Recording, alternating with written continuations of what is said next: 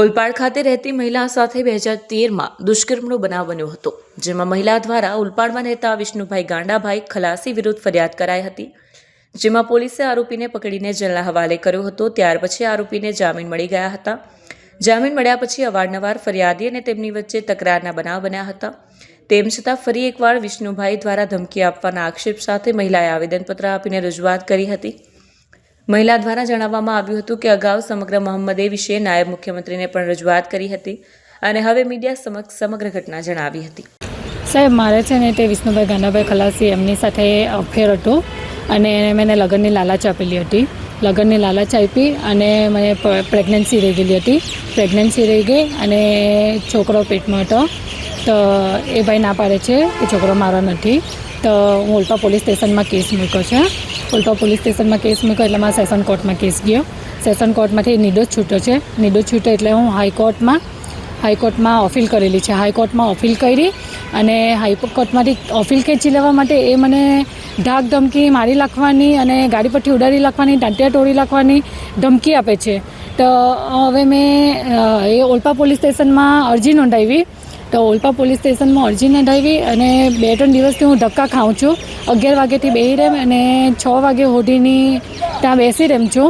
તો ઓલપા પોલીસ સ્ટેશનવાળાએ મારું કોઈ સાંભળ્યું નહીં। તો હું ડાયરેક્ટ હર્ષ સંઘવી સાહેબને કોલ કર્યો। હર્ષ સંઘવી સાહેબે મને એસપી સાહેબ પાસે મોકલી। એસપી સાહેબે ઓલપાના પીએ જાદવ સાહેબ પાસે મોકલી। એ જાદવ સાહેબે મારી વાત સાંભળી પણ એમને જામીન પર છોડી દીધા છે અને જામીન પર છોડી દીધા અને પાછા મને એમ કહે છે કે મેં પાછી એસપી સાહેબને મળી કે સાહેબ મને એ ત્યાંથી કોઈ પોલીસવાળા કે કોઈ મને એમ એ નથી કર્યું કે મને કોઈ સપોર્ટ નથી મળ્યો।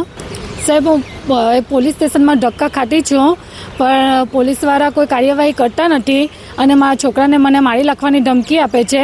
તો કાલ ઉઠીને મને અથવા મારા છોકરાને થઈ જશે તો એ કોઈ બી જવાબદારી પોલીસવાળાની રહેશે, કેમ કે હું અરજી બી આપી છે, પોલીસ સ્ટેશનમાં મારો કેસ બી ગયો છે પણ એ કોઈ સાંભળતું જ નથી મારું। કેટલા સંબંધિત સમયથી તમારે એમની સાથે પ્રેમ હતો અને આ રીતે તમે ન્યાય માટે વલખા મારી રહ્યા? મેં એની હાથે 13 વર્ષથી આજે લડું છું ને પ્રેમ સંબંધ હતો એ 5 વર્ષનો હતો મારો।